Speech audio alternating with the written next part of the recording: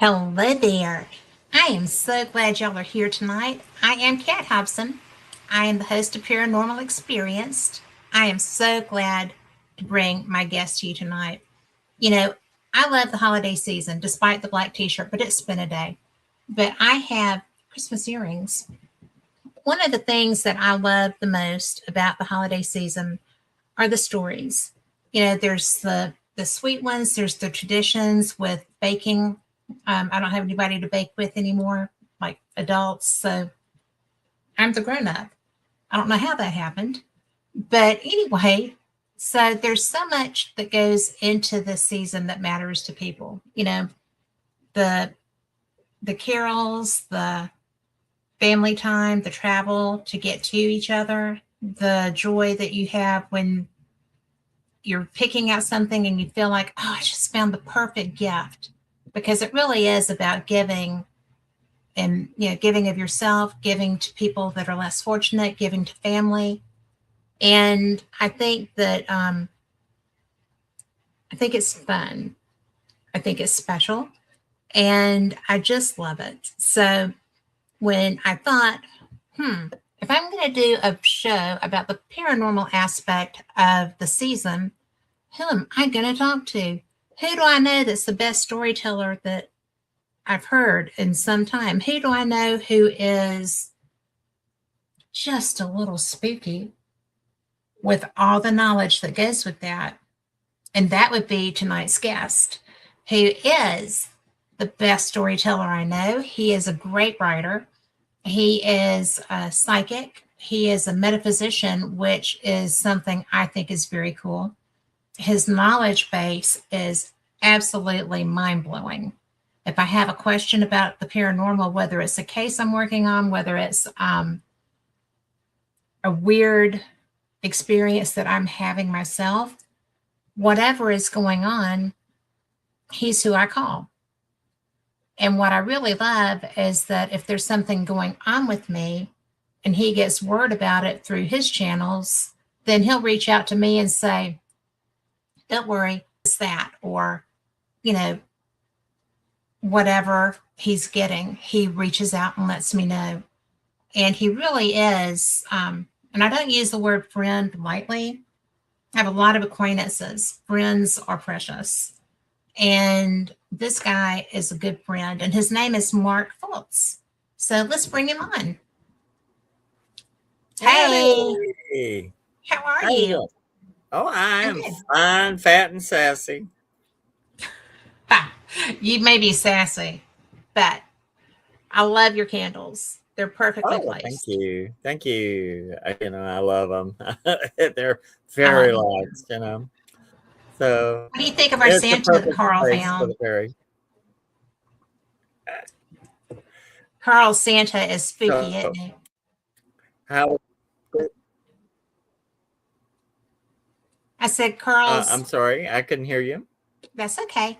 Carl's Santa behind us. Oh, okay. Hey, Santa. I think he's so cool. I like him. Bring a sack of goodies to everybody. Yeah. That one doesn't look like he's going to have a lot of goodies. No, he looks like No, Krampus. that one's a little better. Not much, but better. But, you know, I really do think it's cool the knowledge base that you have. You're so you're so well versed in so many aspects of the paranormal.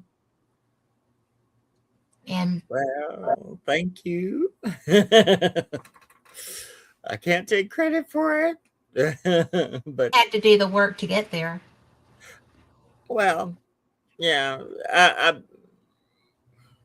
the training and stuff that I've had, is helped me as a technician. But a lot of it, like us, the things that I've experienced is just, given me the gifts of going through everything I've gone through. And Out that way. yeah, but it turned out to be good, so I can't begrudge it. And as a matter of fact, I wouldn't be me without all the disasters, because I've had, my life has been like a plane crash a couple of times, so Yeah. um So, but it's okay. It's I've had very good things come out of it, and I think it just, everything you go through helps somebody else if you use it Yes. correctly. Yeah. Everyone's a story, and my story helps people sometimes, and then sometimes it scares people sometimes. And um, I think the best thing that's happened is I still have a sense of humor. I think if you can laugh, you can live. And because I've laughed through disasters, I mean, just disasters. And when I get to my cousin could tell when I've hit the bottom or something, I'll just I'll be hee hawing, not insanely, but that's just, I think, my mechanism. And Yeah. so I shake it off and keep going. I may be damaged from whatever happened, but you can't stop. You just have to keep moving. You have to be a moving target. And I've That's been true. a moving And target. I think that's I think that's incredibly true. And I hadn't really thought of it that way. But um,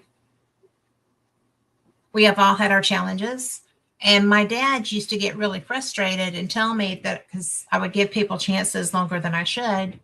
And he literally looked at me one day and said, "You are too old to be this damn naive." And I said, "I'm not naive.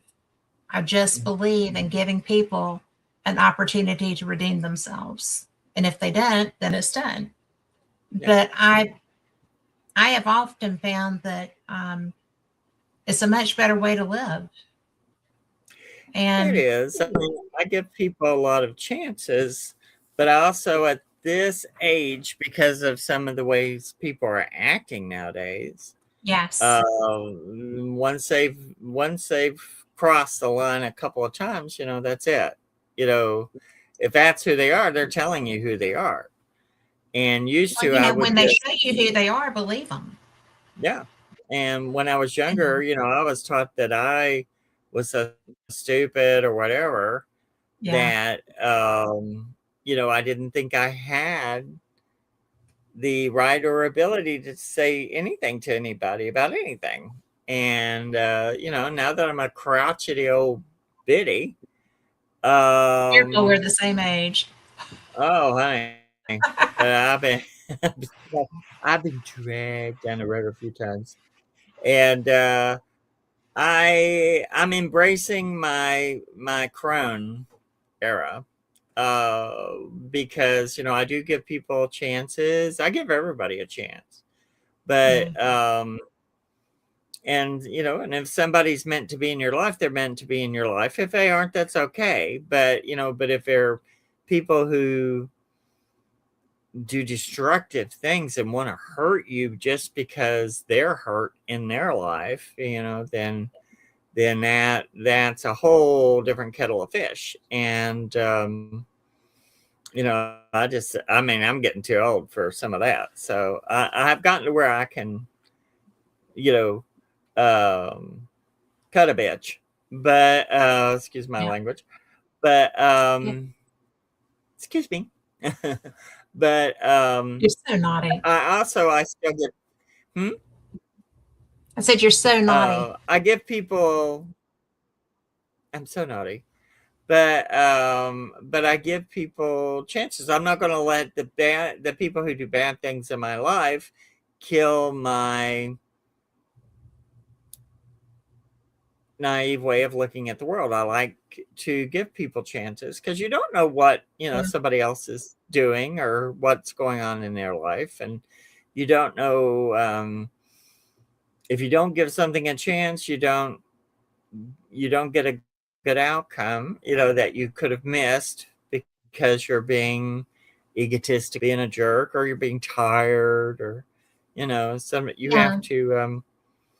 you have to be open. But my system tells me, if it's somebody coming, pretty well, they'll tell me, what, and I don't allow that stuff in. Of course, I mean, I've had people in the last year, that had a good mechanism for hiding ulterior motives, and but it all revealed itself eventually, and Yeah. but it made me learn a lot again. I had to wake up and go, oh, this is a new game. These are people are playing games now, Yes. You're very good at and discerning that. well, yeah, but like, but this one got me a little. I've had several little experiences this year that actually were good for me. Now that I've been through it, because now I'm like, oh, now I've got a whole new set of questions to ask myself before I do things, and then going into because the psychic thing for me is, it's my heart, my soul. It's very personal. You're dealing with other people and you're dealing with spirits, and but then when you get into group mentalities and people narcissistic intentions from people who are wanting to get something from you, but in a underhanded way kind of thing and all that. Um, you have to understand you have to, here's the spiritual part, but there's also the business part. And, Right. so when I have to deal with people, because I approach it like I'll bring the coloring book, you bring the crayons. And Yeah. I'm going to say that way, but I'm also not going to be abused. And because if I'm hurt or abused, then that's not doing any good for me or the spirits that I'm trying to help. So if somebody wants to waste my time, they can waste their time somewhere else.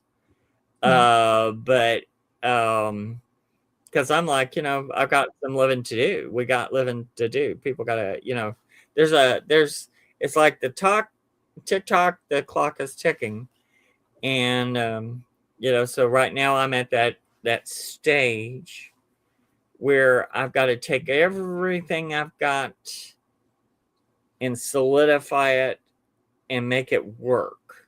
There is no there is no backup. There is no kind of thing. It's one of those parts in life. You gotta trust in everything that you've gone through and what's coming ahead of you. So it's so you can be open. You just have to not be a doormat, and you have to respect yourself enough not to let yourself be a doormat. It doesn't do anybody any good. Well, it doesn't And we have a because it generation doesn't of people who are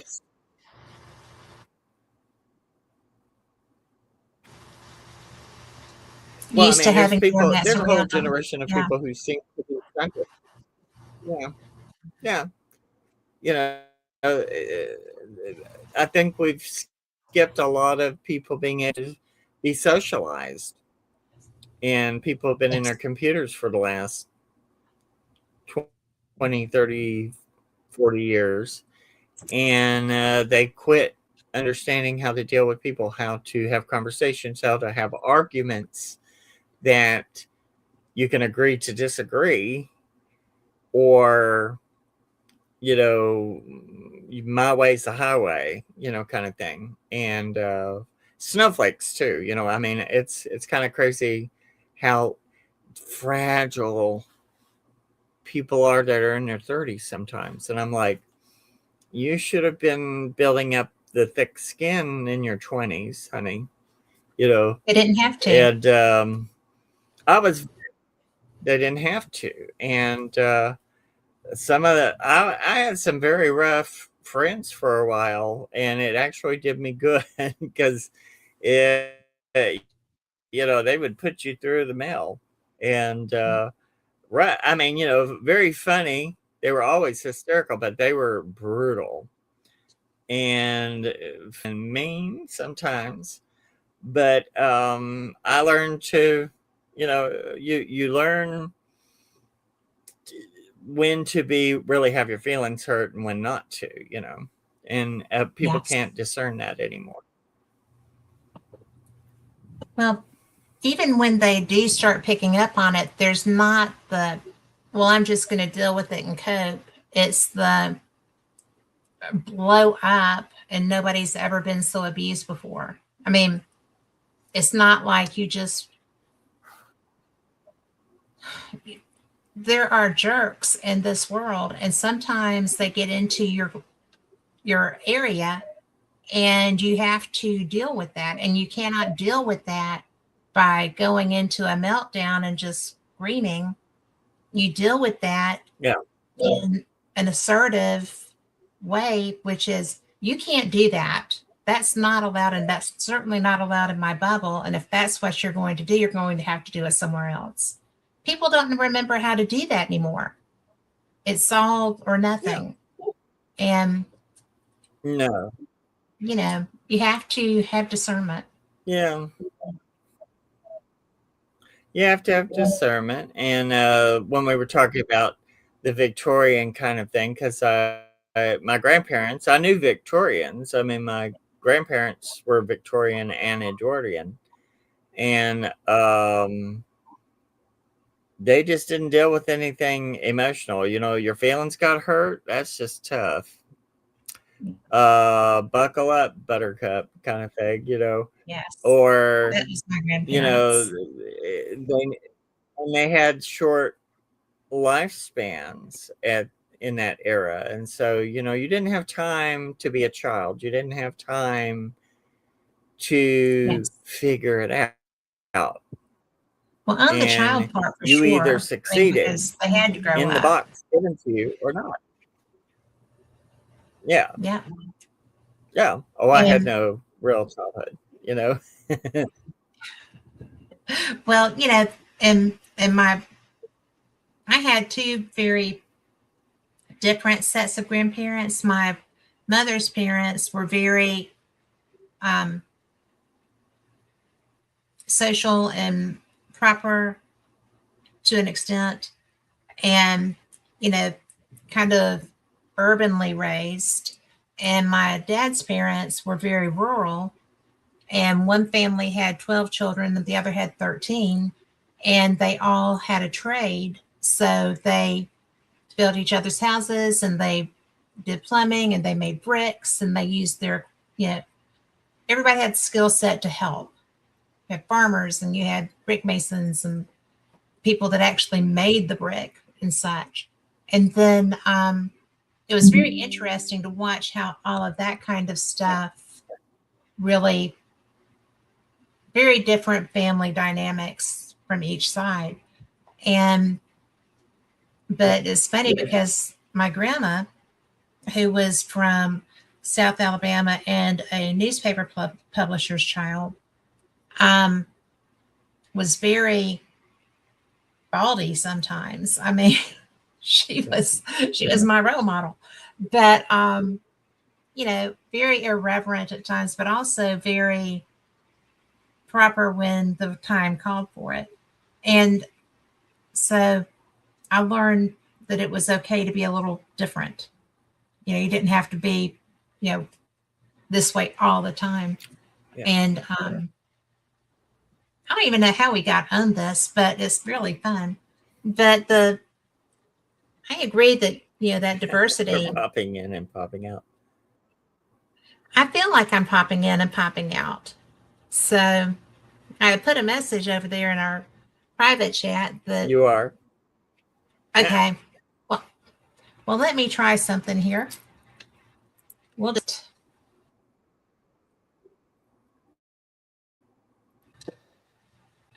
okay. Is that better? Can you hear me now? Well, I can hear you now. I feel like When you I put the earbud in, I can hear. Yeah. okay. Well, we will roll with this until Carl gives me a sign It out a about it. little. Oh, he said thumbs up, so All we're right. good. All But right. yeah, but I guess I went to the we went Okay. to the grandparents as a part of like some Victorian, Well, Edwardian most work back parents were, then. yeah.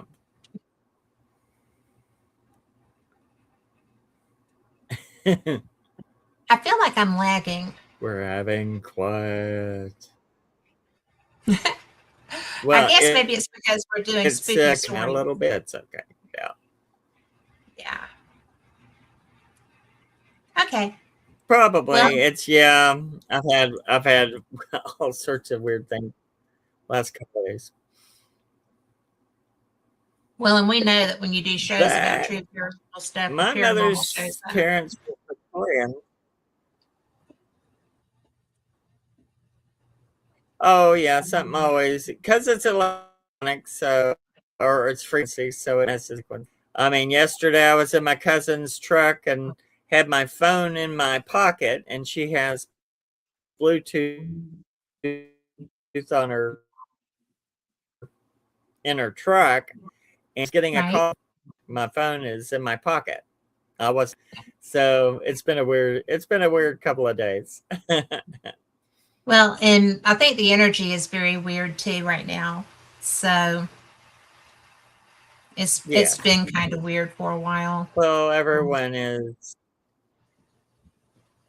Yeah, and it's a harder Christmas for people right now, and they're worried about prices and they're worried about things, and that's when. And to next year, we're going. It'll be 50 years since the bicentennial, and when we did the bicentennial, we did the good old days thing because everyone was having the energy crunches and standing in line for 3 and 4 hours to get gas and hamburger, and all the food went out astronomical, um and we just went into good old the good old days kind of thing, and which I adored.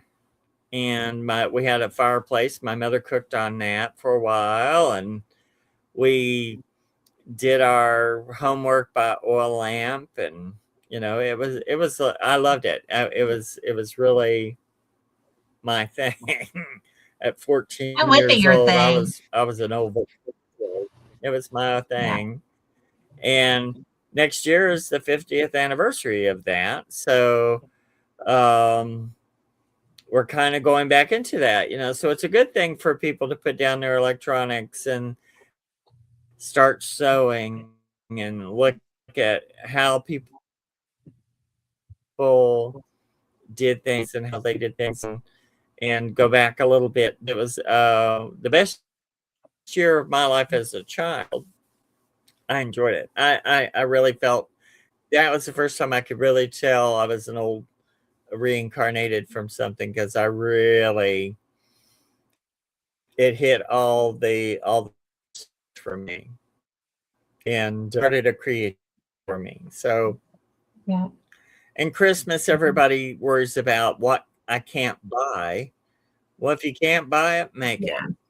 Yeah. Or you Yes. know, when my mother was a little girl, and they had 10 kids in the depression, and actually my grandparents said that was my granny said that was the best time for them, because they lived on a farm. They grew their own food. She made the clothes Yeah. for the kids. They never went without food. um but at Christmas there wasn't gifts. So what they had is they would have their stockings, and they would get an orange and some hard candy, and that was Christmas. And then they had all sorts of kids to play with, so they just Yeah. they made what they could out of what they had. And it's not about what you buy, it's about what you intend and what you want to give or what you want to think. And um so this is the time not to worry about if you haven't got money to buy something. Make something, do something, or just visit. Just show up. My thing is I love to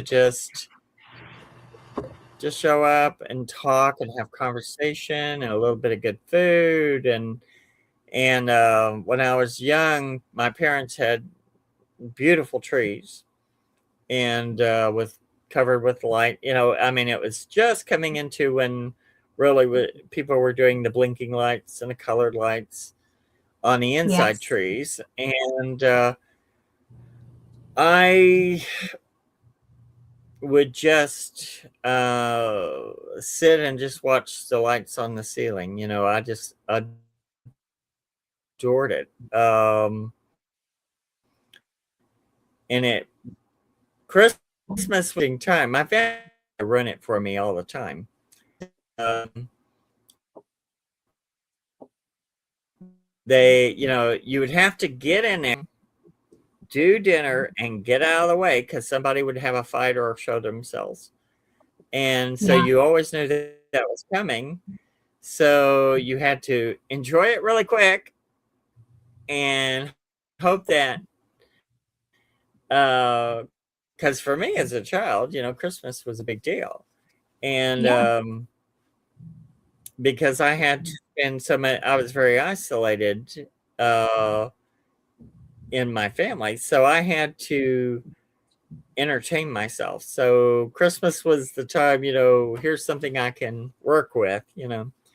But but I always would go, the stories my mother would tell about when they were young and all the children together and all the fun things they did. And I would think, and then also, Little House on the Prairie came out. And Yes. I I was love like, that. wouldn't that's just on a paw and it just, you're poor, but you just are having a good time. But we're not talking metaphysics very much, so we need to get into metaphysics. But Well, let's all sit here and that's talk about well, I or was ghost very stories different. or Yes. But I was an only child and an only grandchild for 7 years with those two Ooh, very different sets of family. And I loved both sides, the proper and making a roast or whatever, or a hen, depending on yeah, or, just one was 57,000 cousins and one was me and the grown-ups. I like that one too. But, it's really interesting because I think that the diversification of of income and family experiences and just life experiences that created what we find with needing entertainment, maybe yeah. back in the day, and the fascination with the memorabilia, the how do you say it? Uh, What Till had? uh, I'm not sure which thing. Memento. Memento Mori. You mean Thank you. the dead people The art? death. The dead people Yes. art? The hair and Yeah. stuff. Memento And, Mori. the Yeah. first time I was probably 40 years old or older, the first time I was exposed to that. And that was through my friend Mary Mylan, who is, Bloody Mary of New Orleans. And I had no idea. I mean, I had read it and I had, come across it here or there, but I didn't know much about it. And so I walked into this house and it was all the way down the walls. And I was like, Yeah. oh, what is that? She's like, oh, well, it's, made from the dead's hair. And, it's how they remembered and kept their loved ones with them. And, Yeah. you know, and so I thought, well, isn't that interesting? Oh, look at the time, you know, but it wasn't that bad because I really like her and I trusted her to a degree. I didn't know her very well yet, but it was really fascinating Sure. to see something of that nature when you had never been exposed to it. And the Victorian era is, I believe, where that began. Am I right? Well, it really began a little bit before that. I mean, people have always kept mementos of the dead, but in the Victorian era, it became solidified. I mean, it became a cottage industry. Okay. We have a mutual friend, Teal Gray, who just was selling off hers, Yeah. Memento Mori set. Um, Which was quite a and it was, collection. when it started off, it was quite a collection. Um, but it's also, she's having to change her life right now, and and that's, sometimes you don't need that kind of heavy stuff in your life if you're having, when you're changing. And Yes. uh and it also, it goes on to someone else. And the first exposure I had to it is my mother's mother, who was her parents were Victorian, and they experienced a lot of death. So when someone died, they took photographs of them, Hmm. and Yeah. photographs were very new. And before that, if you didn't have a painting of the person, you sometimes didn't remember them by except your memory. And then when photographs came in, photographed the days because it was so expensive. That was the only evidence they had of them, of what they look like. And then, but I know in these, like the Marie Antoinette times, there was a woman who was famous. She would take braids of hair from complicated, she would weave them into her hairdos, from the Marie Antoinette period. And she had like 40 relatives' hair, stuck in her hair. Um, Oh, that's interesting. so, but then they began to take care and made beautiful jewelry and beautiful brooches and cufflinks and earrings and they did the photographs, they did the paintings, they did uh, little memorial things you would hang on the walls. They made dolls. I actually have a doll that is a post-mortem doll, which is if your child died, then they would take a wax doll, and if you had real money, then it would be a fancy wax doll. They would shape it to look like the child's face. They would take before they closed the casket, they would take the eyebrows and the hair of the dead child or deceased child and put it into the wax doll. And I have one of those, and she is incredibly haunted, but beautifully so. Right. She's very scary looking to a lot of people, but the mother had lost the little girl. Her name was Lizzie Brown.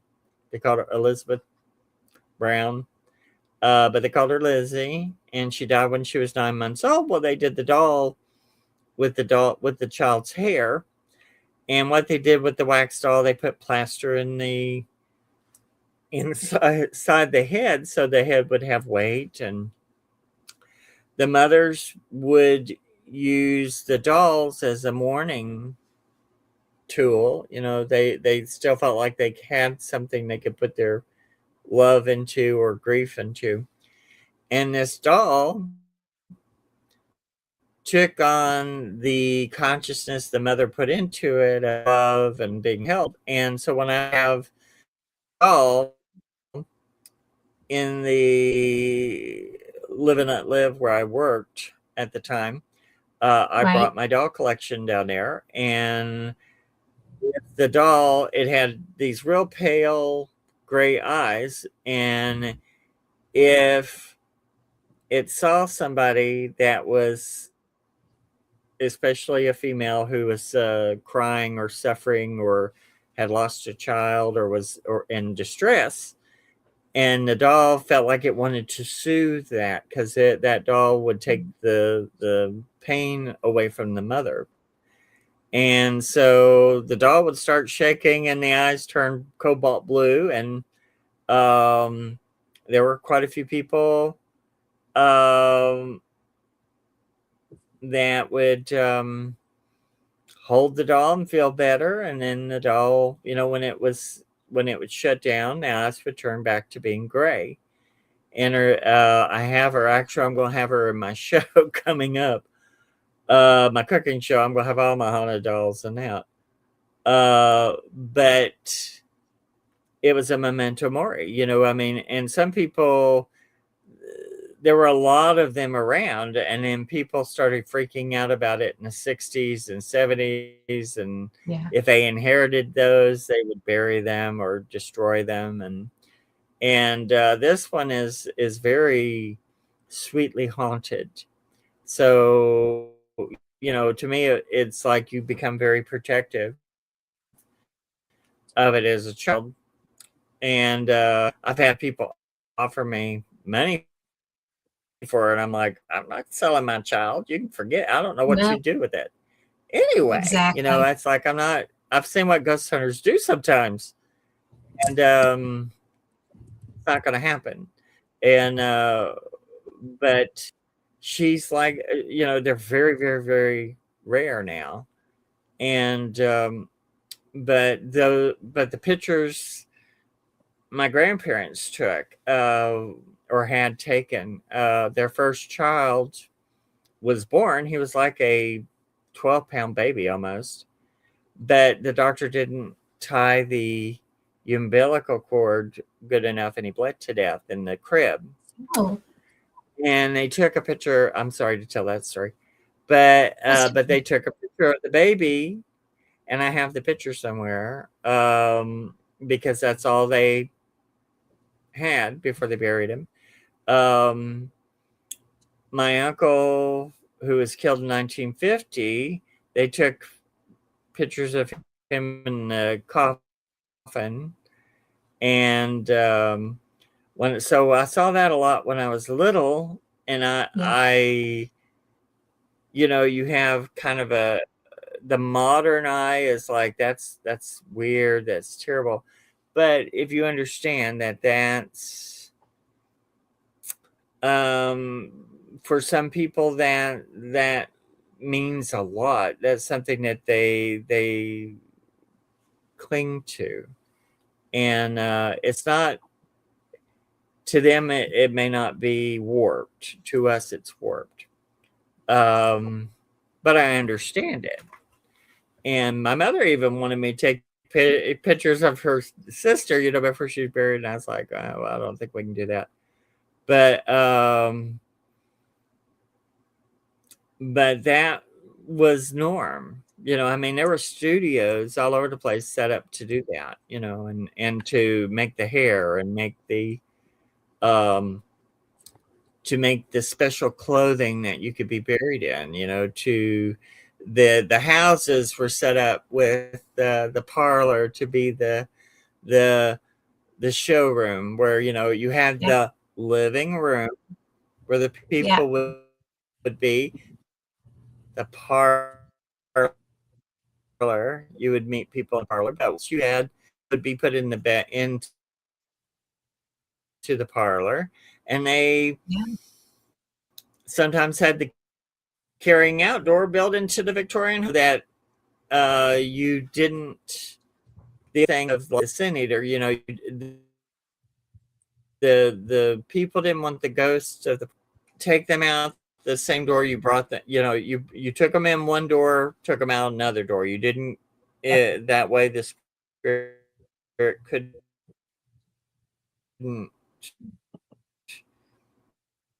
Now I'm losing you some. find your home, There you are. Yes. follow you, and the sin kind of thing. The sin would come. They would the body the parlor door and set the cat and and set the casket on like sawhorses, and the senator would come up, and then they would pay him, and he would eat the food that was set on the corpse, and then after it's finished, he would take the spirit with him so it wouldn't haunt the family, and also to eat the sin so they could go to heaven, and he would take on their sin. And the Victorians were intense about death, and Queen Victoria kind of, because she was in mourning for decades, it became Yes, you're right. fashionable. And even with little girls, um, they had, the China dolls mourning sets for the little girls where it had the funerals, and it would have the casket, and you would have, and the doll would have all the dresses, and the little girl would learn all of the processes, because they had, you had your full mourning for like a year or whatever, Right. and then you could start to wear other types of clothing after a certain time, or and what was proper. So as little girls, they had teaching sets, basically doll sets, and they would play funerals to learn the processes they would have to use as a grown woman. And so it was serious business, And two, before funeral homes, the if when they started embalming in the 1860s, before there were funeral homes, what you would do is, if you had them embalmed, they would come to your home and do it. And they would, and the family would clean off the dining room table, and you'd put the person out. The women would clean the bodies, the men would build the boxes, build the coffins, and you didn't just hand them off to somebody, but if they were embalmed, they would come and do that, set up the procedure, do it. But everything, the men would build the caskets, or have the caskets already. A lot of times people just built caskets Yeah. and had them in the barn, or they were real practical. A lot more practical than we are. Um, because now we spend $10,000 on a tin box that really isn't going to keep you good anyway. Uh, and we spend a fortune to be pickled, which it's only meant to get you through viewing.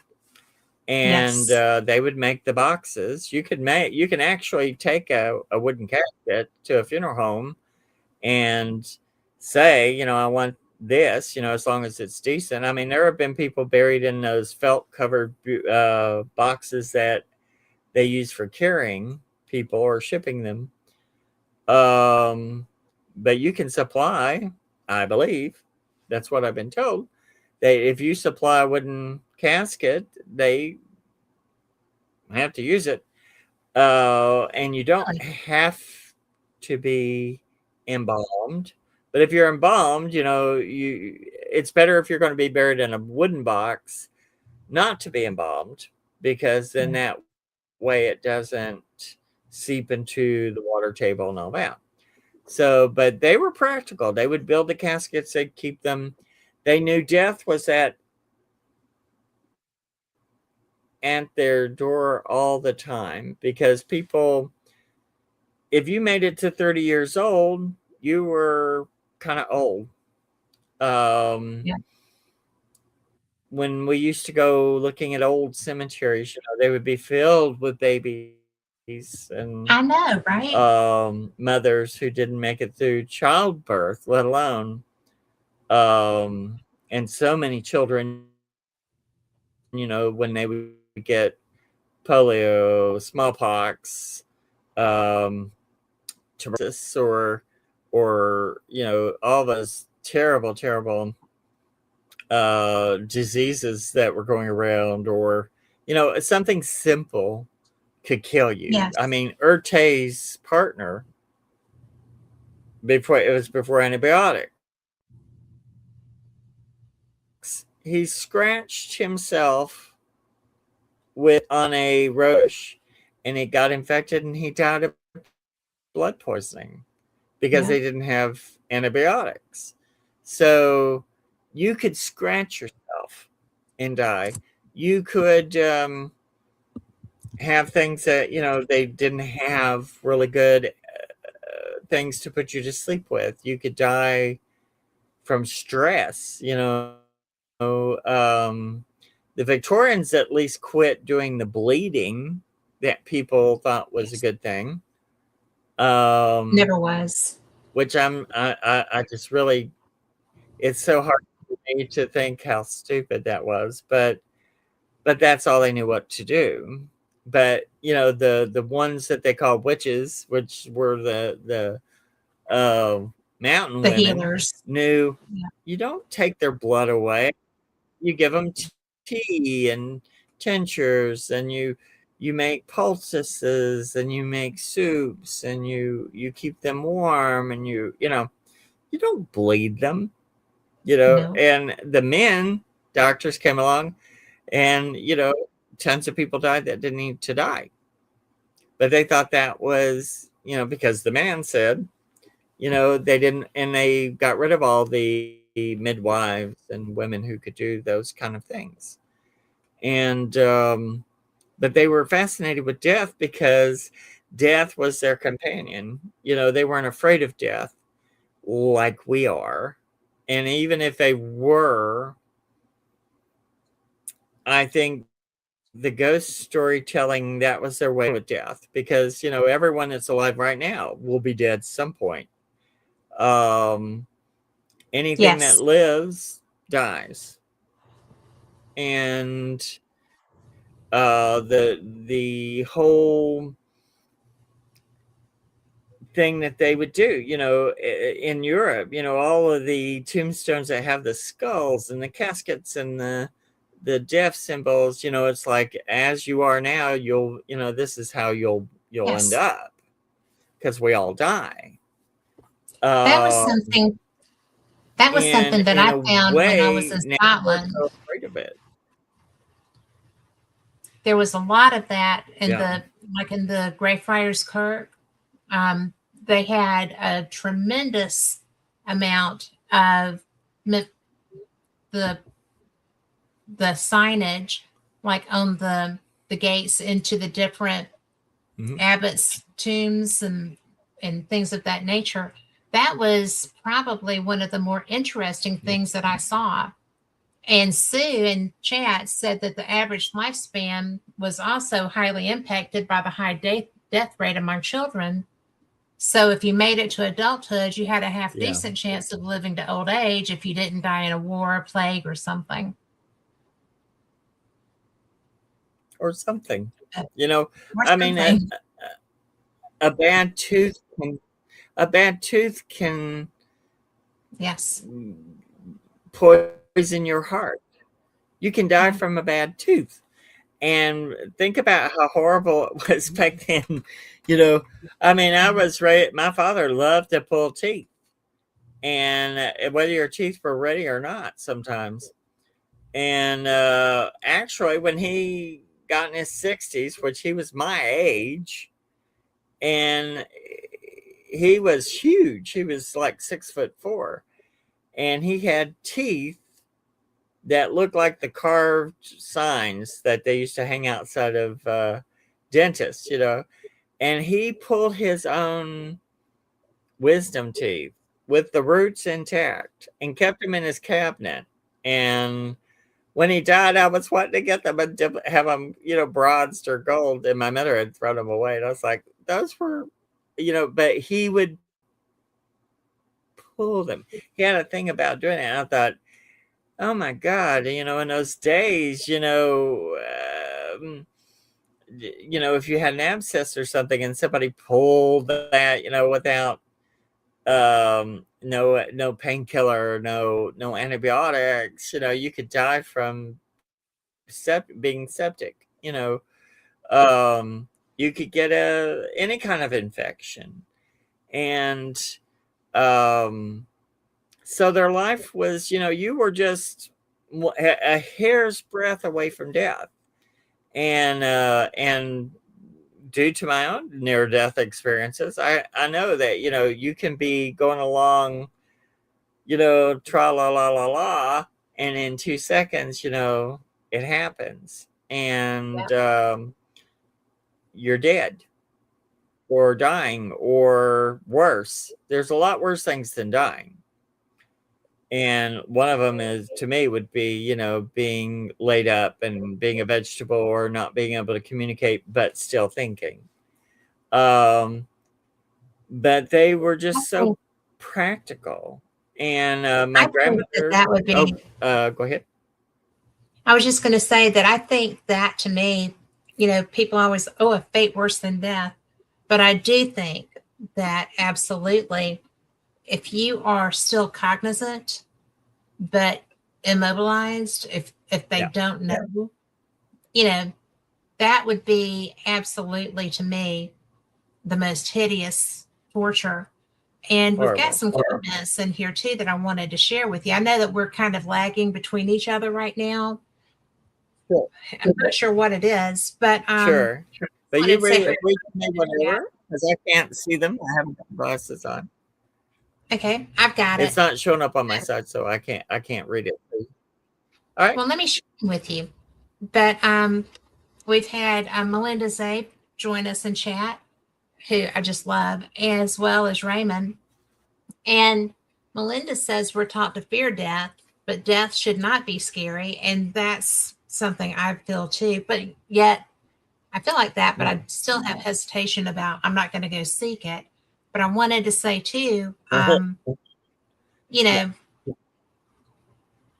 that Sue brought back, he's the one that talked about the average lifespan and such, but he said later, surviving to 25 often meant an expectation of reaching about 50, with many living much longer. Old age was not unusual once you get to that point. But and because we are having a Yeah. lag going on, when I want to say something, I'm just going to do that or something of that nature. Okay. But because I do love the information that you're sharing. You know me, I can learn from you all day long. But I think that Oh, with Melinda, when she says, because Melinda is listening to us from a hospital bed. So I okay. told her I was Well, glad she was here, but hated that she was there. So we yeah. are taught by a lot of people are taught to fear death and find it just Yes. terrifying. And I don't know, I don't know that I fear death. I fear dying. I don't want to the pain and because oftentimes there is The that. process. I don't the process to me is scary. And Sue is also sharing an article um, with some shorts that goes deep into the topic in chat. So I will copy that and save it into, if I can, I will copy that and save it into Okay. the show online too. But I why do you think? I mean, there's so many different reasons I feel to fear death if you are somebody who does. But why do you think that fear is so powerful? I mean, because if you before there Well, was an opportunity, I don't know. I mean, it's just a continuation. I feel like it's a yeah. continuation into the Yeah. next. When I, of course, into the next, or back into, I mean, it's my death experiences. Um, it was very terrifying up to, because of course I think the Victorians had it right, where it's like it's just a part of life. It's nothing, you can't do anything about death. You No, have to accept it. So why let it be your enemy? It's not, it steals our most, beautiful flowers sometimes. but it's not our enemy. And um, the first time when I died, 33 years ago, I didn't know what to expect, and I was in incredible amounts of pain because everything was shutting down. All of my organs from my sternum down were knocked loose, and it was just like a twisting rope of pain.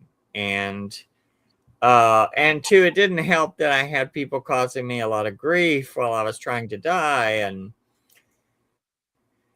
and but I can tell you when the process starts, and any hospice nurse will tell you, when people start seeing dead people and all that, it's the beginning of the process. And you get so fascinated with what's happening and what the people are doing that are coming towards you and calling your name, and you feel so good. You get like a very big dose of oxytocin.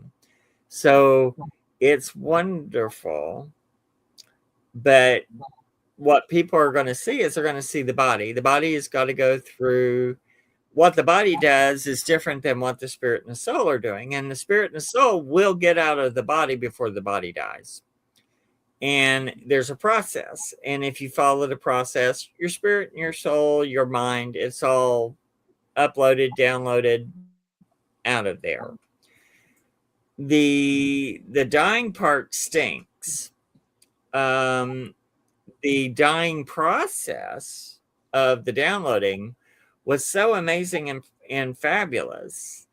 And the body's doing its thing, it's dying, but over here to the left, and you're feeling great going forward with all these people and going into the tunnel and going into the lights, and it's for me, it's like I used to be when I was little, I used to be very afraid of being buried alive. And I think I came from a past life thing or something, or, but um, after that, I'm not afraid of dying. Of course, I'm not a fan of suffering. Uh, for myself, I'm not scared of it. But, um, but you still have to mourn your life, so you can cry and you can be sad, and because that's what you don't know, it's the unknown. But once you go into it, you realize it's not something unknown to you because you came from somewhere to here before you went there. This is we're like little interneurons that come from the other side, is like a big brain, and we're like little neurons with a little cord on it. And we come out into life, we learn, we record, and when you die, you go right back. And then when you go in there, the first thing I was asked was like, what did you learn? And apparently at that time I hadn't learned enough, so here I am. And then when I came back, it stunk coming back into the body. We have some Because my comments I body want to was share. still in. Oh, okay. Well, Go ahead. and I find these interesting. I think you will too, because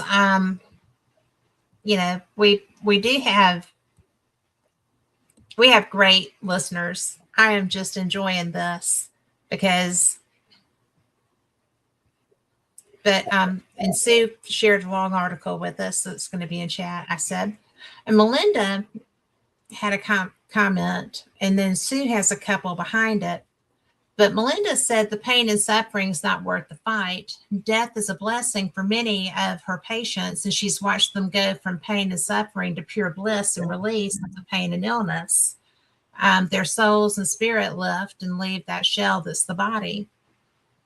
And what I haven't said is that I was present with both of my parents at their death. And one, they both were healthy until they weren't. And what happened was that the brain was having problems and the body was still going. And so the Yeah.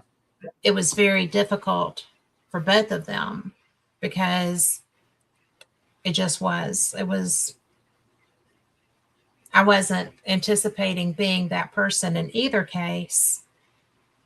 And I was in both. And one of them knew what was happening and was okay. And the other one was really pissed off at me. And I was like, there wasn't anything else I could do. You know, I, and then Sue said that we are greatly impacted by the trauma of the Black Death in Europe, where scary, huge numbers of people died without treatment. It's high, like 30 to 90%, often 50 to 70. Modern medicine makes a big difference. So the outlook is, I'm assuming, Sue, correct me if I'm wrong, but you're saying that the outlook now is different, or should be, but that because I know, Yeah. like through the Crimean War and stuff, that was huge, as well as just spreading all over Europe. But it's Yeah. there's so much that affects the outlook that we as a society have on death.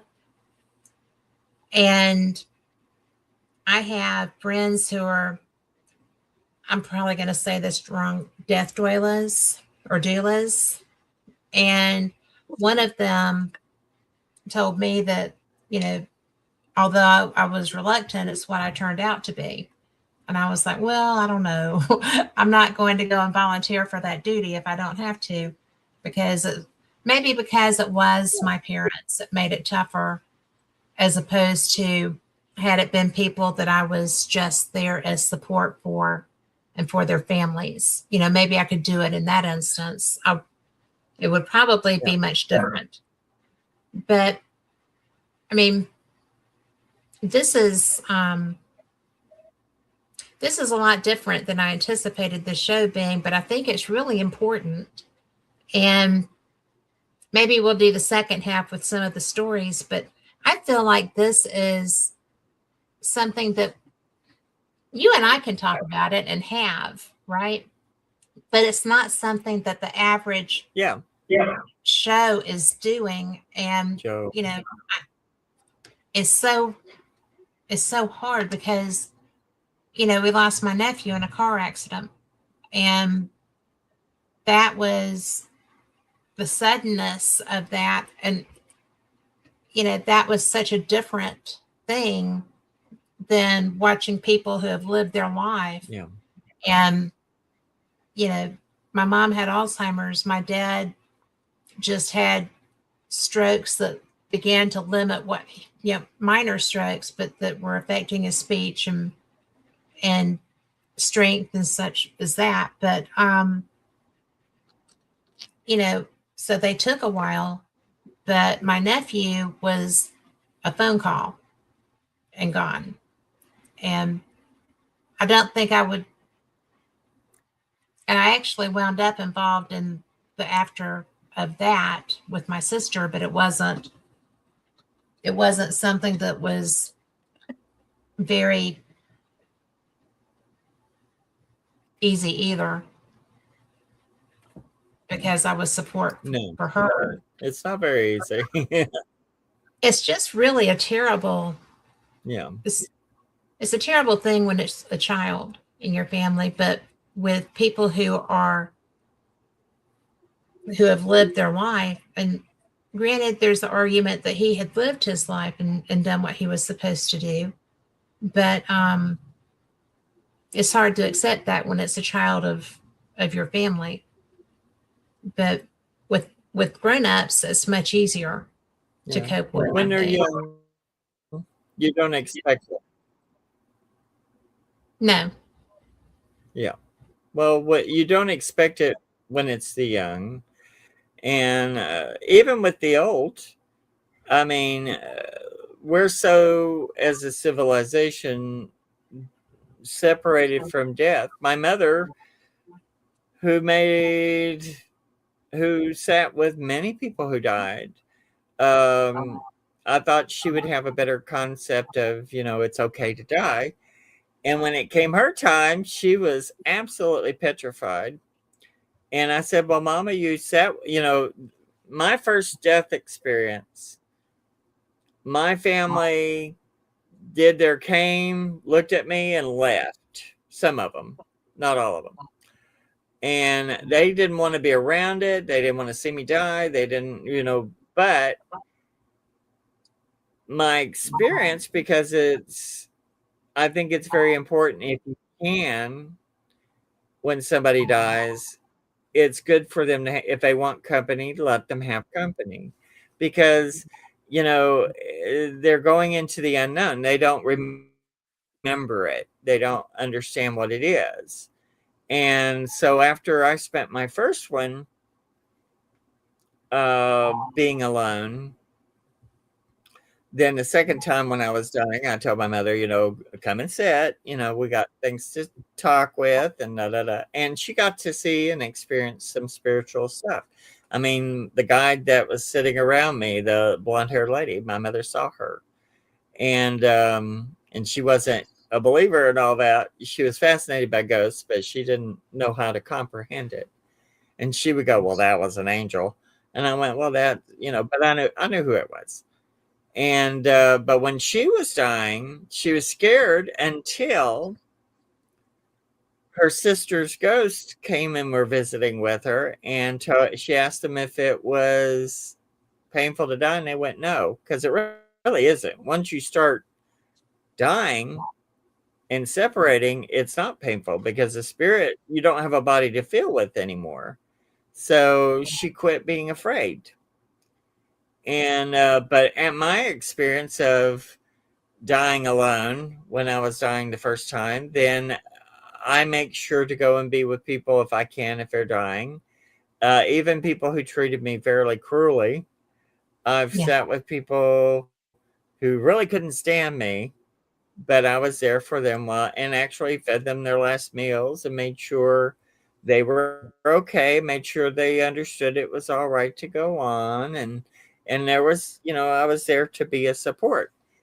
And I, even with, I'm fine, I mean, when it's my time, it's just going to be my time.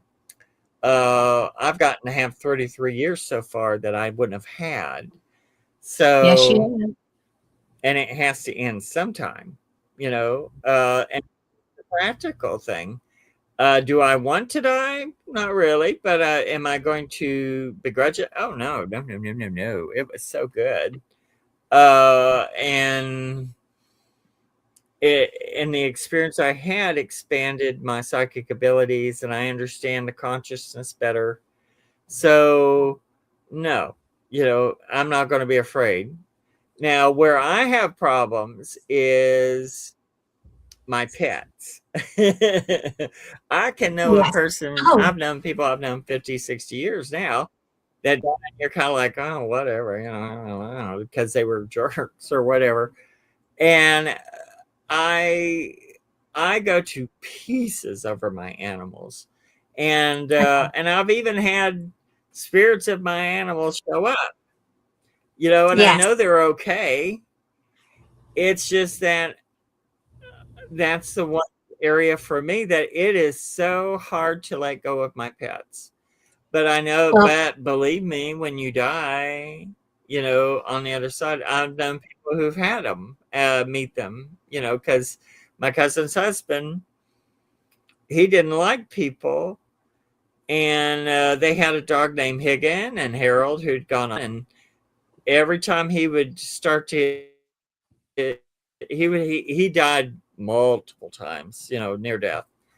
And each time he'd come back, he'd say, I would see this fence. I'd see a fence. They oh, had a split rail fence on a place they used to live. And he said they would be on the other side of the gate fence trying to get him to come through the gate. So when he died, that's who met him, was the dogs, because he didn't like people. I think And that's more so, magnetic. but I go to people. It's very sweet, And and animal spirits. I mean, the Indians. Some of the Indians go. you know, you're met first by the animals that you met in life, you know, um, who judge you, you know, were you an okay person? And but I connect more with the I do animals know than I that. do the people. But I've made it a point to go and be with people who are dying so that they wouldn't feel alone. It's Yes. not an easy experience sometimes, um, but you know, but it's an important one. I think, you know, I mean, it's birth and death are our most important experiences, and the birth you don't have very much control over. The death you don't have a lot of control over. Um, Yeah. but you know, we are taught to fear death so badly, and not that you should just go put your arms out and embrace it, but you know, when it's my next time, I'm not going to be shy about it because it was great. Um, and there were, you know, like I said, I think, you know, before I mean, when I was 3 and 4, I had memories of where I was before I was Yeah. born. And when I would tell my mother that stuff, she would go, shh. And so, you know, it's just a cycle. The earth, the consciousness does waste nothing. So we're just here to learn and develop, and it's like playing a game, you know, and you Okay. die, I they have kind of stuff go, to what share did you with you. learn? Did you get what you need to out of it? Okay, go Okay. ahead. This is kind of working out, but now Melinda is sharing again, and this is relevant to the pet side of things. Okay. And Sue had some comments too. But Melinda says, I am a licensed vet tech and wouldn't Sure. deny my patients death so that their physical body could exist on this plane in pain and suffering for the sake of someone who cannot let go. Their animals tell us in no uncertain times when it's time. And relevant to that, Oh, yeah. um, relevant to that, she says, and I'm going to jump Sue's comment and come back to it. But she says, of course, we want them with us, but sometimes we have to do the right thing by them as they do by us. And she says, I see my animals all the time. They're always with me. And I don't see mine all the time anymore, but I Oh, have yeah. I have seen my first rescue that needed me is I mean, she needed us and came to us, and I physically saw her in my house, but instead of being she was a solid white dog, she was gray when I saw her. And she was just coming down the hall and digged the dog leg into the kitchen. I was like, "Oh, well, hi, Willow." You know, and I have felt other dogs that we have lost here, and I know that my dogs see them because the two dogs I have now are neurotic. So, and the one that we lost last was the best friend of one of the ones who's here. Um, and he died suddenly. We took him to the vet to be checked out while Tipper and I went for a walk, and I got a call at the on the walk that he had died. So Tipper and I went and met David at the vet, and I made sure that Tipper saw him so that he would know that we hadn't abandoned him Yeah. there because Tipper had abandonment issues. And now we have the great big one that's like 2 times at least the size of the other one that's here. And they see things all the time. And I know that. But it's really, I don't see humans, but I do see animals. And I find that interesting because I like animals better than I like Yeah. most humans anyway. But you know, and Sue says, yes, modern medicine, you know, that's true. But yes, modern medicine, antibiotics, etc., help people survive along with other public health measures, pest control, go to any cemetery and you can see how many children died before we had vaccination for childhood diseases. And I have always, especially the old cemeteries, like in the area where my grandparents grew up, which is where one of Yep. the children live now. So, yeah, I was going down the road taking the boys somewhere this summer, and I looked up, and the road that we were turning onto was named after my granddad. I had no idea that road was there. So that was fun. But, it's, to me, it's really an interesting thing. But maybe we should move on since we build this as Christmas, you know, Christmas haunting stories. Well, Maybe we should we're do moving into death and Christmas death and Christmas. Yeah. because in the Victorian era and the ancient days, it's all intertwined, Yes, it and it's is. just become separate. In the last couple of centuries, it's where it's kind of separated because one of the best times I ever had when I was 13 years old. My mother had a fireplace in her home, and my sister-in-law and her two babies and my mother and I were at home, and my father had driven to the airport to get my brother who was in the army. And so we sat in front of the fire in the dark and told ghost stories. And my mother told her mother's stories, and my sister-in-law told hers, and I told whatever I had hiding in my back pocket. And it was it was so exciting. And because the stories that my mother told, which her mother would tell, which were Victorian stories for the most part, they're so dramatic and melodramatic, Yes, and they are. and put the chill on you, and it was exciting. And I thought, well, before movie theaters and before radio and before TV, this was entertainment, but it Yeah. also, we have the fascination of life continuing after death. But the way that the Victorians looked at it, with death, until the spiritualist movement came, and then it was a different concept, because then it became a religion, basically developing a religion around spirits and talking to spirits in the other world, and the other world wasn't so far from us.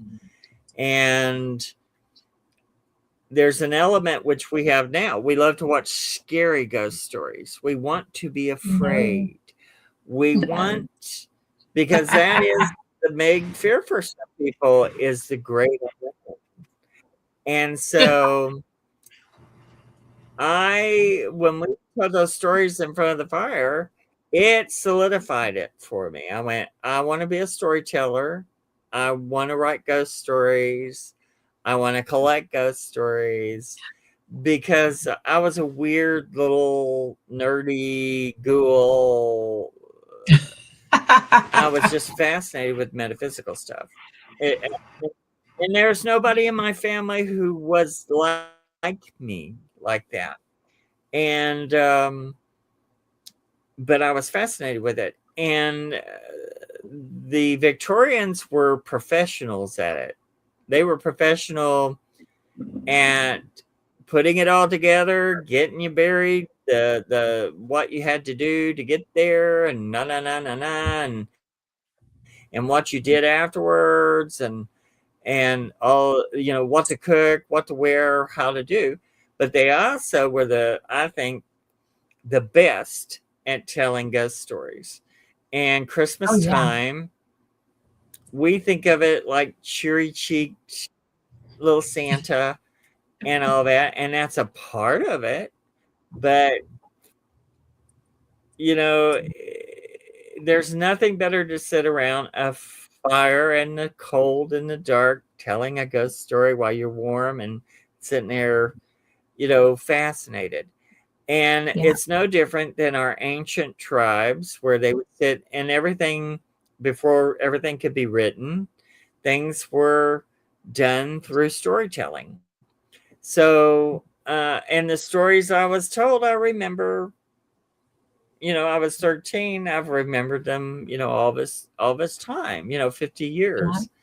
And they impressed me. And I thought, well, that's what happened in the old days. That was the fascination. So actually, Sin Schrader Hill and I are doing a Christmas ghost book, but it's stories we've written, and I've written several. One is called My Mother's Ghost, and one is called Violence in the Snow. And they're very, very Victorian. The way that they have a little twist. Oh, The Victorians were so good at presenting. They knew it was like embroidering. It yes. you didn't just say it. You told it. Yes. You told it in a way that it lit up your imagination. But it was like embroidery. Instead of using a sewing machine, not a straight stitch. And they always just had a beautiful floral way of dealing with things. And so I got really fascinated with that. So we are creating a Christmas Victorian horror stories. So of course, they're going to be, you know, fiction, but some of them are really, really. There's one I really just absolutely love so far, and Only one? that because that's kind of my age thing, because I mean when I do art nouveau. I'm an old reincarnated frustrated art nouveau artist. So uh but and two, with Christmas, in the Victorian era, Christmas was dangerous. The houses were dangerous. Um, they would put candles on trees, and the trees would catch fire. The the wallpapers had arsenic in them sometimes. The fabrics, they even put green arsenic as dye in candies. I did They not know that. had toys and things. If you got a Yes. Oh, yeah. They would use it as an edible arsenic, but it was not, it was poison. But it made a beautiful green and beautiful reds. There were other colors besides green, but the green is the most obvious one. But there were other colors of arsenic. And there would be lead and arsenic in the paints that the toys were painted with sometimes. They would be in the clothing and the fabrics. Um, so a lot of people just died from at Christmas time because of fires or lead intake or lead poisoning, or there would be just disasters. And the Victorians were into morbid stories. There are stories that I read as a child that I can't even tell now. I think they're just so disturbing. And they thought they were kind of beautiful in their tragedy. And like we were talking Something before makes we you started, uncomfortable? there was a thing. Hmm? Say it Something again. made you uncomfortable? I Oh find it hard yeah, to there's quite listen. a few things that make me uncomfortable. I That's mean, they surprising. were terrible stories. Like, a little girl looking the chimney looking for Santa and getting caught on fire and burning to death. Oh, yeah. And that being told as, a warning to children, don't, because it was a danger because kids thought, well, Santa's going to come down the chimney. So they would tell horrible stories to keep you from, as a child, from getting excited and looking up the chimney and catching your dress on fire. Um, because that would happen. So they had horrible stories that would teach you, well, you need to not get so close to the fire. You don't need to get close to the lit. You don't need to leave the Christmas tree candles burning, which I'm sure they were beautiful to look at, but or um, you know, they nothing was by accident in it. They knew those things were poisonous, but people wanted them. And there were people who would wear the green clothing and stuff like that and go, they knew that, how to, uh, they wore so many layers of clothing. Sometimes I think they didn't get as much of the arsenic in them or the poisons. I mean, they put poisonous stuff in everything. I mean, uh, we get products in these cheap stores we go to that come from China that they Yes. put lead Yeah. and they put fillers All and kinds. stuff that are not supposed to be there. And there are candies that have antifreeze in them, um, and those get by the food, Yeah. administration, FDA. So, we could people still poison everything we touch. We're still, we don't, it's all about profit. And back then it was all about profit. It didn't care. Well, if the child died, you'll have another one, you know, Everything if, else is new you know, again.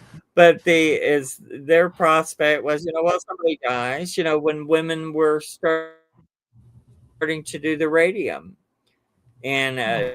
doing the glow in the dark dials on things, and the girls to use brushes and dip the brushes in their mouth and to get those sharp tip, and they were getting radium poisoning, and it would eat their jaws away. So Christmas wasn't what we understand it as. I mean, children a lot of times we're working. Little 3 and 4 year old kids started, being trained to work. Um, they didn't have Christmas like we know it. Particularly pleasant thing, and then again, for some children, even though they were poor, they had hope. Little kids, it Yeah. was pretty grim, and life was very grim. So they brought that grim into storytelling. I think is a way, if you could have, it would scare people, but also I think for some people, like now, we watch a scary movie, we go and experience it and walk away, and we had the No, experience without having to be murdered or scared. I can't watch I don't those. I it's do not like slasher and it's the movies. same thing, but they also people.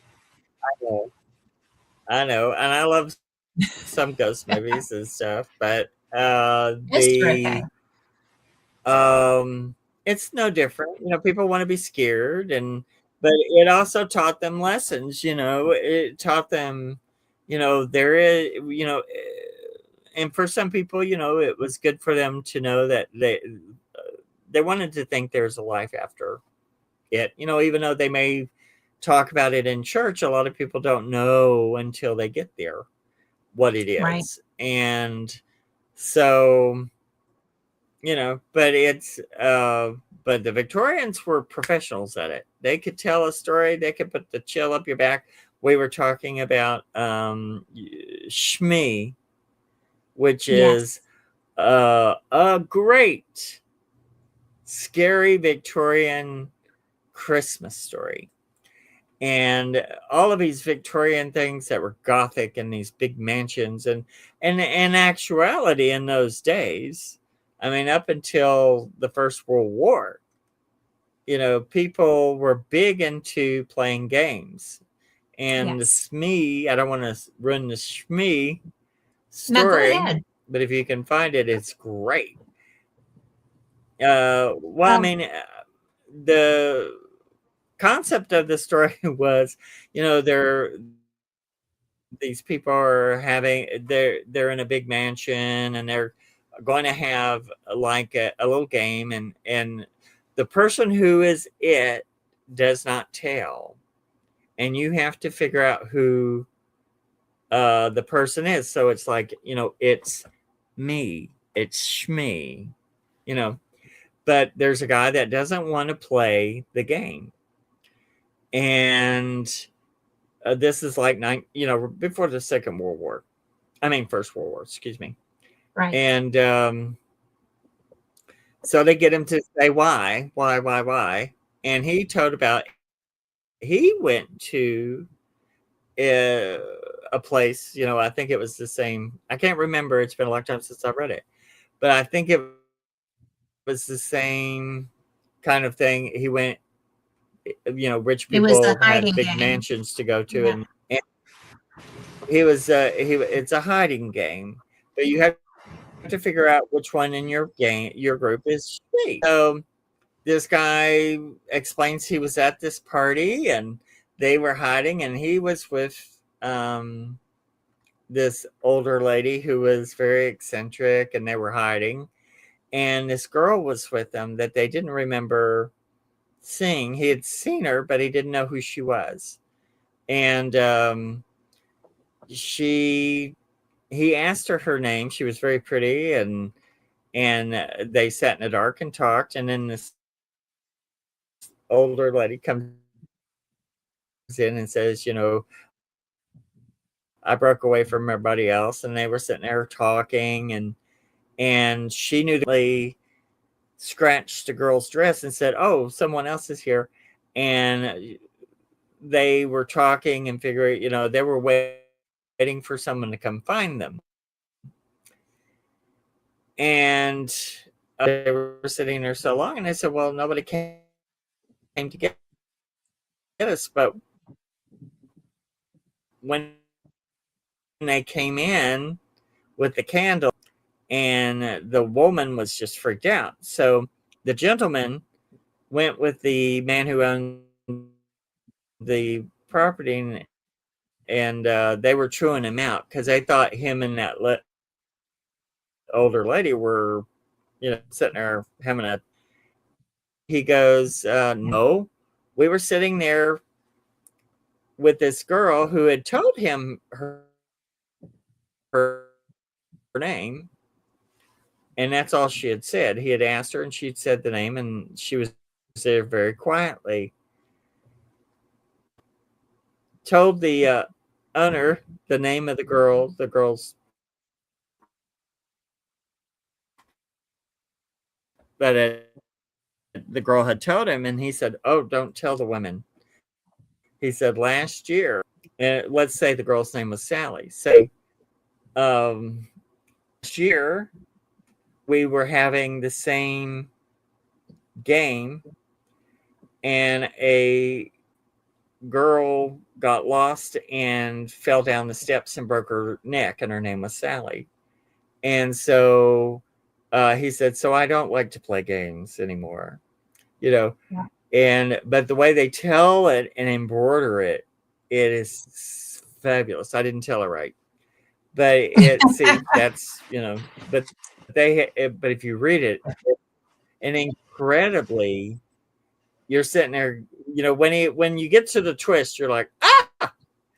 And the old nurse is an incredibly wonderful old 1820s, 1840s ghost story that Mhm. works. I'm like, it really needs to be a movie. Um, with a ghost child and a ghost woman. It's fabulous, you know. So look up the old nurse, look up Shmee, look up Christmas Carol is the most famous one, but there are tons of Christmas ghost stories that they would do because everyone wanted to jump on that bandwagon. Well, at And the if you turn of look the through spring old is one. newspapers, you yeah, oh yeah, wonderful. And yeah, I mean, there, the movie The there's Innocents is a chilling movie, fabulous. My favorite. See, my things like on Halloween and Christmas time is to sit and curl and watch The Uninvited, um, The Innocents, The Haunting. Um, excellent, excellent ghost stories. The Changeling with George C. Scott scared yes, the crap out of me when I was a kid. And it actually fascinated me because there's a psychic in it who does channeling. And that was the first time I'd seen someone channel. And I went, me. And I started channeling after that. You've got to see me channel a little bit. that was But it educational. inspired me. I went, people do that? And it was actually so close to what actual channeling is that the changeling, even though it goes a little wonky, it goes, I mean, it goes more modern ghost story because it does the exploding houses and things like that. But the ghost part of it is scary. It's a Yeah, great movie. The Uninvited is funny and scary at one time. Excellent. The Innocence is um incredible. I mean, it's put together so beautifully and so moody, and Deborah Carr is just those big hoop skirts, creeping through the house looking for ghosts. And I've seen ghosts in that had antebellum dresses on, which is a very interesting thing. You'll hear. I mean, there was one that I experienced. The first ghost I ever experienced as a haunted house was my grandmother's granny's house, the psychic, and I didn't know it was haunted. And I was having to watch my grandfather, and you would hear the ghosts running up and down the halls and stuff like that, and you would hear it sounded like rustling leaves, and that was the dresses. taffeta petticoats. So when you would hear this, you would feel this cold air coming out of the hallway and just engulfing you, and you would hear the sounds of rustling leaves. You knew it was the female ghost. And when I saw her run through the house, she was real tiny, but she looked like a little silver silhouette, but she had a big skirt. And she would just make this rustling sound as she went through the house, checking the doors. And then after she would do her thing, and you would hear her going through drawers and things like she was packing. And then a male ghost would come into the house, and he was horrific. And so which there are funny stories like that. My grandmother, when they first moved in the house, was, her room was ghost central. The ghost would come in there all the time, looking around at stuff like she was hurrying, trying to get out of there. And then the male ghost would come down the hallway, and it would get weirder.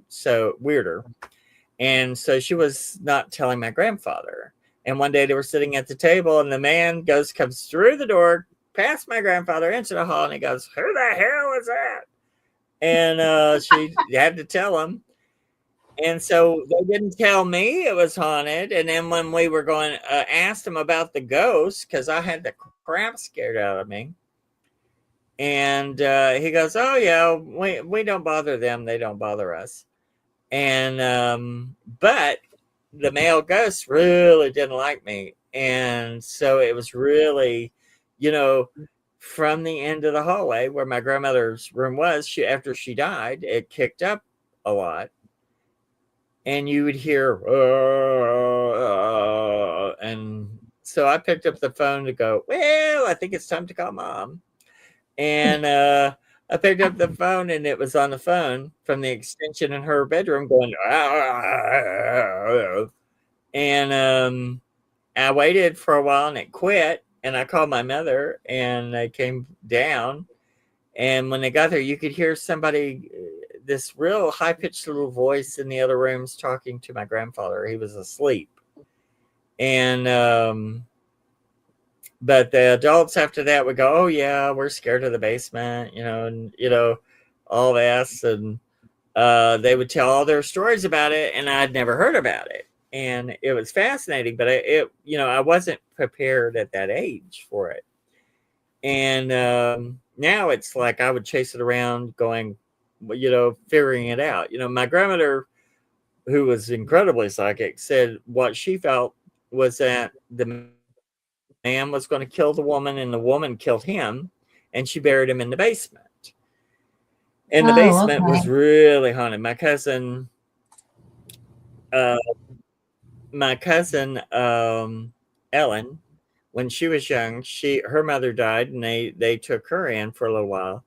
And my grandfather thought he was being real sweet, and he built her an art room in this haunted room in the basement where the ghosts would come from. It would always start at the end of the hallway. It would come up from the basement, come up the hallway, and then go out in the house. You'd see them running out of the hallway doing whatever.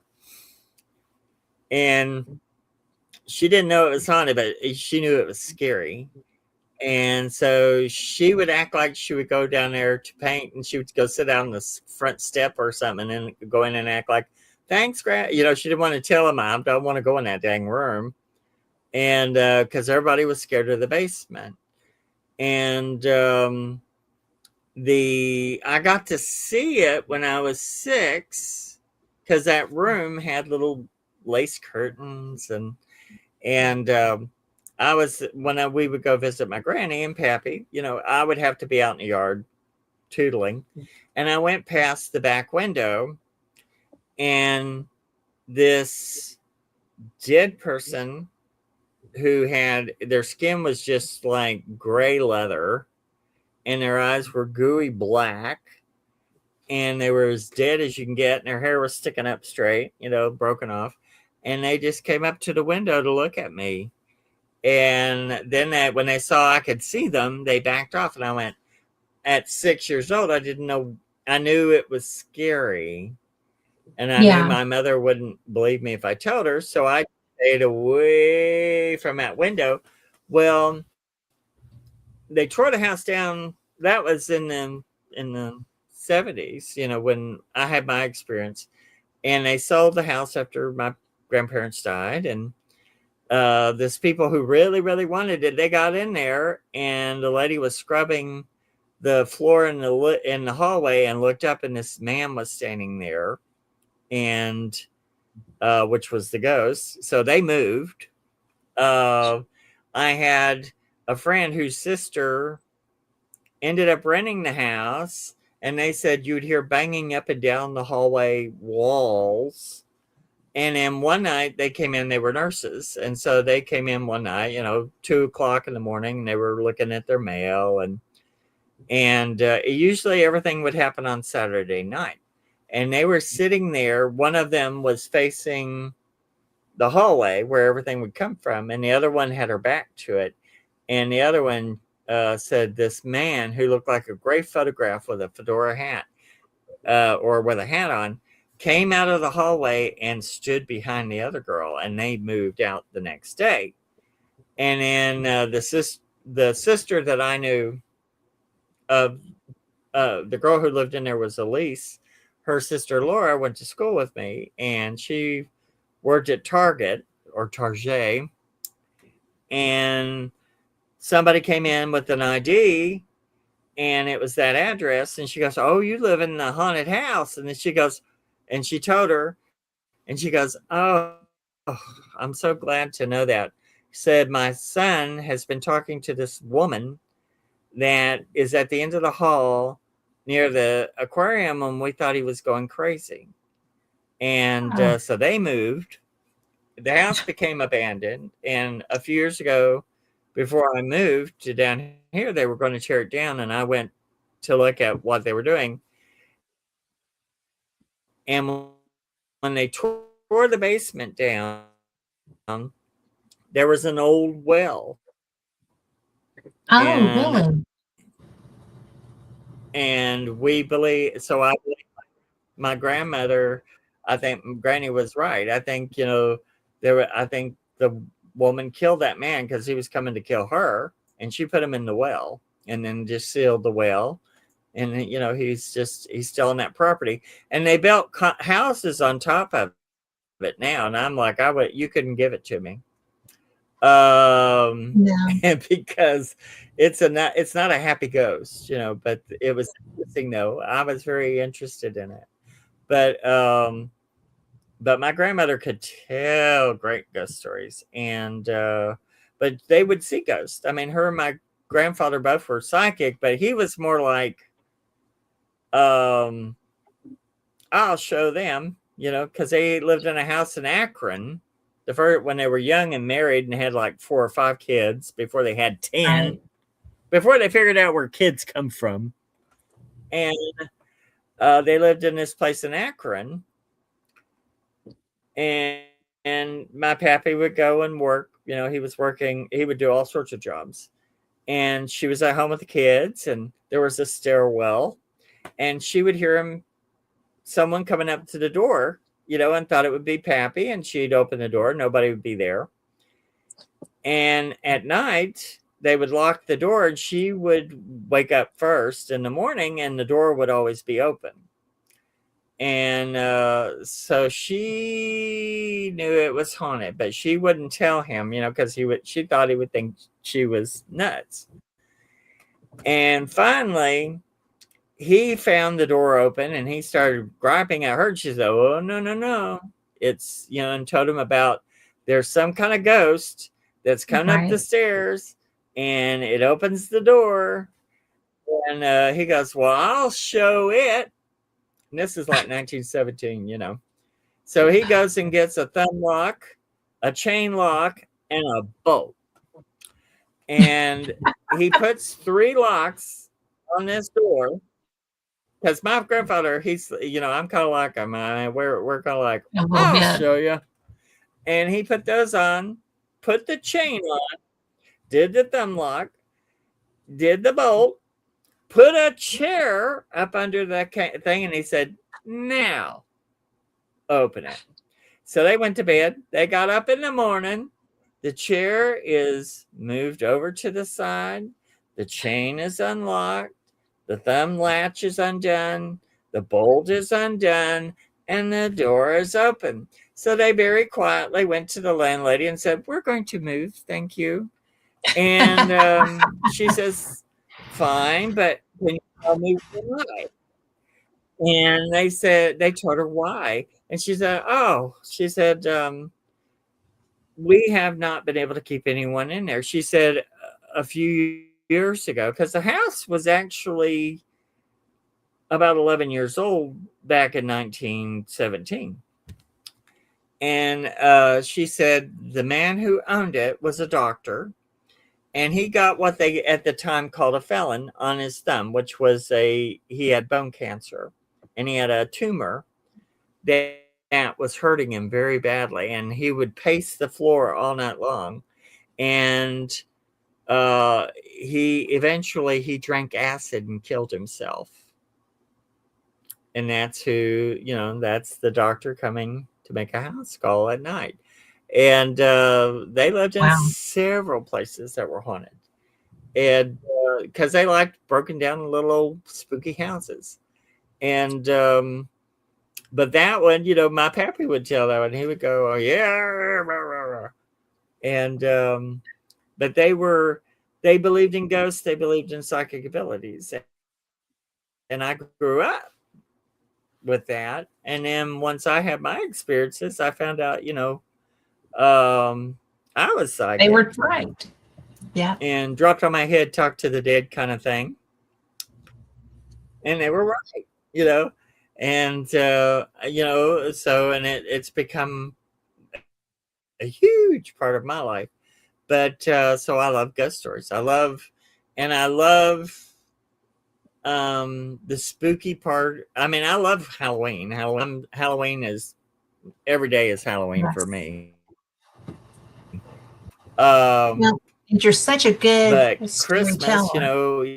yeah, when you can bring the spooky into Christmas, it makes it a Yes. little cozier. Because if you get a little bit more on the couch and watch a scary movie or listen to a scary story, because the ghost story books we're going to do, um, you can put them on. We put them on audio books now, and you can just put it on audio and just listen to the ghost story. And so I think it's going to be fascinating because that's a new it's a new technique. I mean, you can have your books read by, but it's going back to the old fashioned storytelling. You can put it on and be told that story while you're sitting by the fire or on the couch or and listen to the ghost story being told. I had two aunts who during the 30s, they would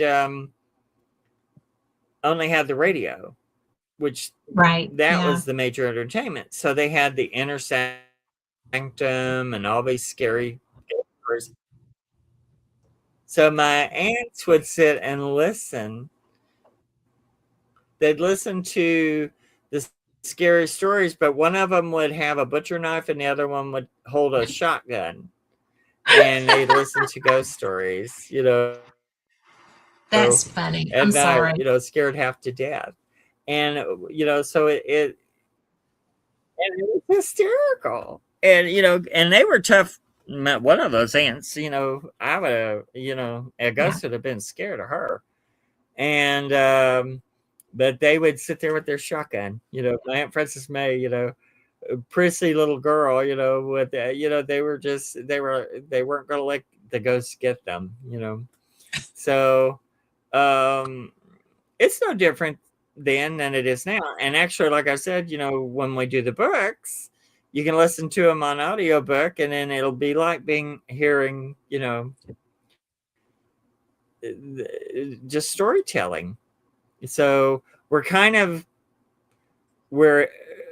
advanced, but we're also that's kind of like an old fashioned thing. It's taking you back to storytelling. Well, it is. And, And I find that interesting because you can put the inflections just that think you it's going to be a want. lot of fun. I'm going to be doing all year long. It's going to be, you know, living in the good old days again. So I'm ready for it. Bring it You're ready for on. everything. You do so much. I'll be making, uh, uh, since I'm going to do my cooking show, I'll be making all these old fashioned cookies and desserts and make me some cherry bounce and sit there and sip some cherry bounce while I listen to ghost stories. I love that. That's going to be so much fun. It Well, we are almost out is, of and I'm time, working believe at it or it. not. I keep telling people I'm doing it, I'm doing it, I'm doing it. I was playing. Huh? So I what? said that we're almost out of time. What did you say? 6 minutes. Oh well, my big mouth has been flapping all this time. Okay. I Okay. love it when you talk. I love it when you tell Well. stories because that's one of my favorite things you do. So Oh well, thank you. it's always I have fun. fun. I can't stop myself. I went from being such a I was a shy violet when I was young, and so now I've made up for it. Yeah, I like that. And my mother can't stand to hear my voice, so it's a good thing she's not here to hear it anymore. she, she would go, "That voice." It's And funny. everybody else I know It's loves your funny. voice. So, and Lori said, great show. I think you were fantastic. I loved it. And yeah, even with the audio issues that we were having here, I think it turned out so well. Oh, We should it's have, it's what I've been given. Oh, well, thank well, you. yeah. I mean, you do what you can with what you got, but you do good. And I just appreciate that Well, it is what it is, so I'm going to make it work. I just appreciate that you've been here and that you shared so much. And, it's so interesting, I think, because a lot of people in our country don't really consider the spooky side of Christmas. And it's so historic.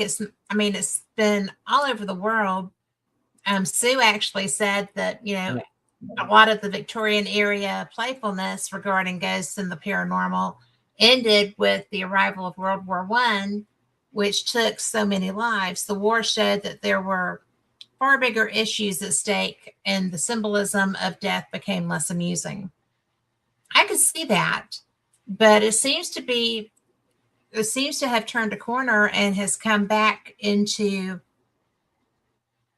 favor because there's so many people that are like ghost hunters, Yeah. and Yeah. versus investigators. And I think that that carries a lot of the same energy.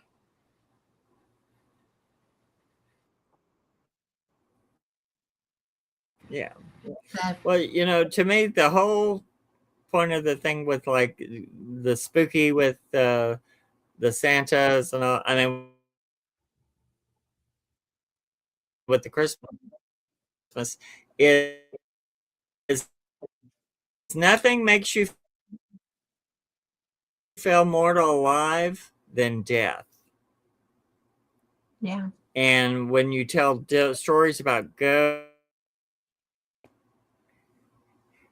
yeah, the telling ghost stories, telling stories of things that have died and come back and all that is, nothing makes you feel more alive than being, than that. I mean, knowing that you're alive, being scary, and so they alive by using death, by scaring you. yeah. So it's a high. It is a high. And we're going to have to say bye because we're going to run out. Thank you so much for being here. I just love getting to talk to you. And for everyone listening, I hope you enjoyed it. I know that the audio is a little wonky, but you know what? It's still Well, it was marketable fun. and it's It still a was good fun. time. So I, I appreciate you. We will see you next time and be blessed. Well, whatever they can hear. So thank you. Yes. Thank you.